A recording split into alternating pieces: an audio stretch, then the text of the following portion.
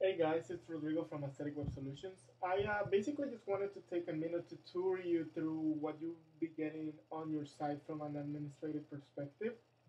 Um, so here's my local copy of your website. If you log in, this is what you'll see. So you'll have to enter your password,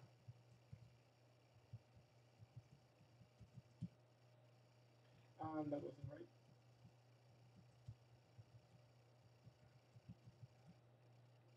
So once you log in, you'll see that this is the administration area for your site.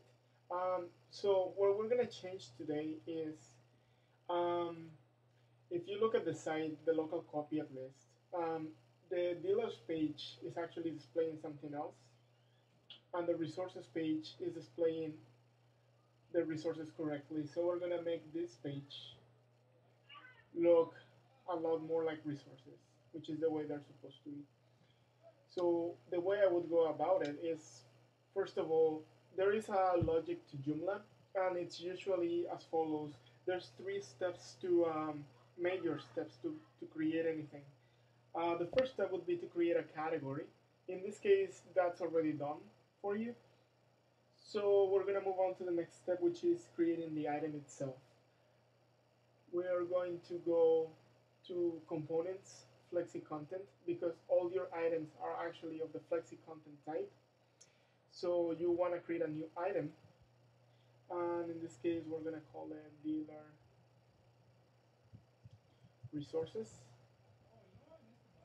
The alias is just basically the URL friendly version of your title, which is this is usually my convention. The next step is to select the item type.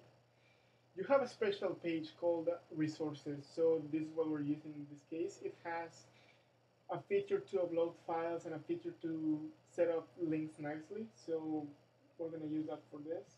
And the category will be dealers for both. Sorry.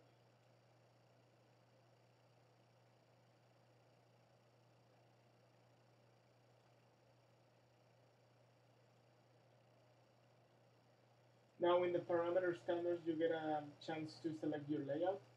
You want to select the predefined resources layout.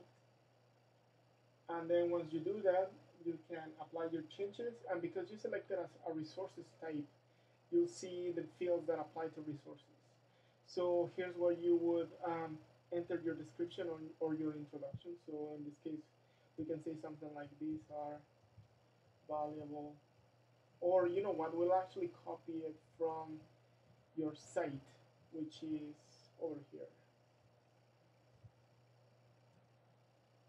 We're gonna copy that description from your dealer's page, which is right here. We're gonna go back to the browser, copy your description, and here's where you can add files, like downloadable files, and this is the interface you get. So I already prepared all this for you, but basically you need to go to the appropriate location in your computer. So we're gonna link to the information sheet and then start upload. If you don't see the files that you just uploaded, make sure you can filter through things like this way. So now you want to link to the dealer information sheet.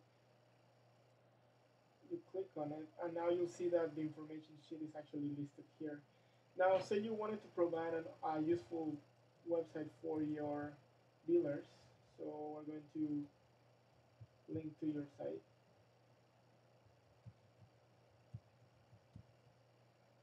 Um,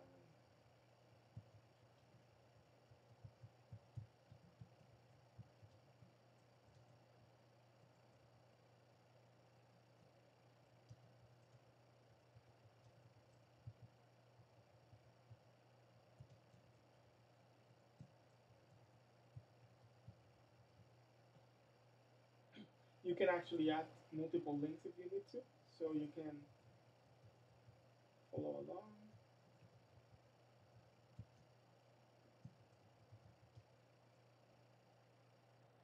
And once you're done, you simply save your item.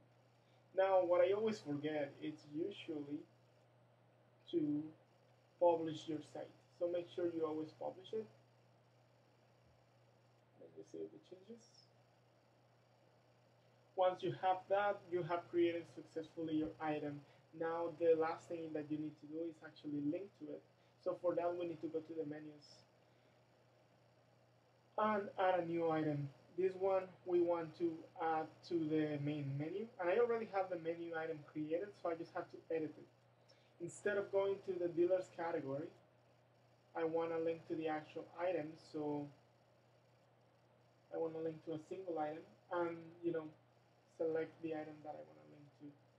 Dealer resources, it's at the top, so there's no party, and then I'm gonna apply my changes, and I want to preview it here. So there you have it. You have the description that we copied from your original site, and the useful links right here, and the useful files.